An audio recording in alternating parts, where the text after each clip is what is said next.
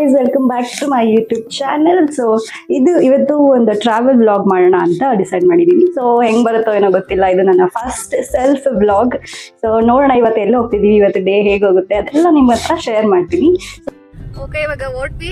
So ಎಲ್ಲಿ ಓಡ್ತಿದೀವಿ ಅಂದ್ರೆ ಅದೇ ಈಜಿಪುರ ಹೇಳಿದ್ನಲ್ಲ. ಸೊ ಯಾವ ದೇವಸ್ಥಾನ ಪ್ರತೀಕ್? ಅದು ಗೊತ್ತಿಲ್ಲ, ಹೇಳ್ಬೇಕ.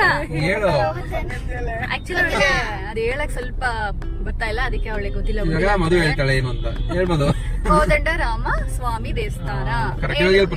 ಕೋದಂಡ ಅಲ್ಲ, ಕೋದಂಡ ರಾಮ ಸ್ವಾಮಿ ದೇವಸ್ಥಾನ ಅಷ್ಟೇ. ಎಲ್ಲಿರೋದದು? ಈಜಿಪುರ. ಫ್ಯಾಮಿಲಿ ಎಲ್ಲ ಹೋಗ್ತಾ ಇದೀವಿ. ಹಾಯ್ ಮಾಡಿ.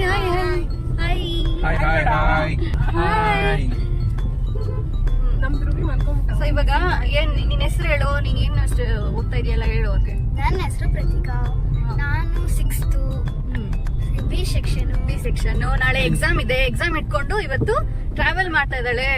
ಹೇಳು, ನಿಮ್ ಮ್ಯಾಮ್ ಎಲ್ಲ ನೋಡ್ತಾ ಇರ್ತಾರೆ. ಅಂಬಿಕಾ ಮ್ಯಾಮ್, ಗೌರಿ ಮ್ಯಾಮ್ ಈ ವಿಡಿಯೋ ನೋಡ್ತಾ ಇದ್ರೆ ಸ್ಕೂಲಲ್ಲಿ ಬಂದು ಇವ್ರಿಗೆ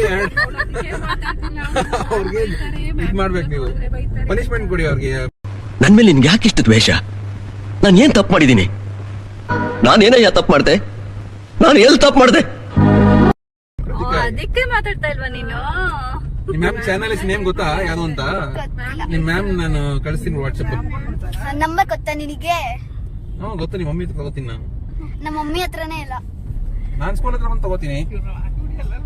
ಓಕೆ ಗೈಸ್, ಇವಾಗ ಆಕ್ಚುಲಿ ಸಂಡೇ, ಇವತ್ತು ತುಂಬಾ ರಶ್ ಇರುತ್ತೆ, ಟ್ರಾಫಿಕ್ ಬೇರೆ ಇರುತ್ತೆ. ಗೊತ್ತಿಲ್ಲ ಹೆಂಗೆ ಏನು ಅಂತ. ನಾವು ಫಸ್ಟ್ ಟೈಮ್ ಹೋಗ್ತಾ ಇರೋದು. ಎಕ್ಸಾಕ್ಟ್ ಎಷ್ಟು ತೋರಿಸಿದೆ?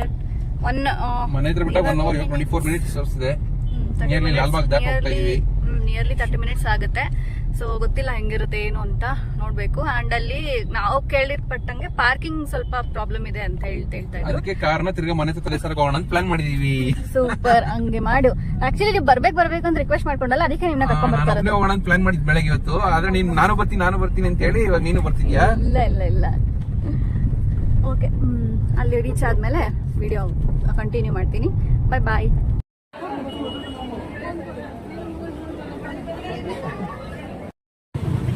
ಫುಲ್ಲು ರಶ್ ಇತ್ತು. ಇದೆ ಎಂಟ್ರೆನ್ಸು, ಇಲ್ಲಿ ಕಾಣಿಸ್ತಿದೆಯಲ್ಲ ಇದೇ ಕಲ್ಲು. ತುಂಬ ಚೆನ್ನಾಗಿತ್ತು, ಬಟ್ ತುಂಬ ರಶ್ ಇತ್ತು, ಅಲ್ಲಿ ವಿಡಿಯೋ ಮಾಡೋಕ್ಕಾಗಲಿಲ್ಲ. ಬಟ್ ಸಮ್ ಕ್ಲಿಪ್ಪಿಂಗ್ಸ್ನ ನಾನು ಹಾಕ್ತೀನಿ ನಿಮಗೆ.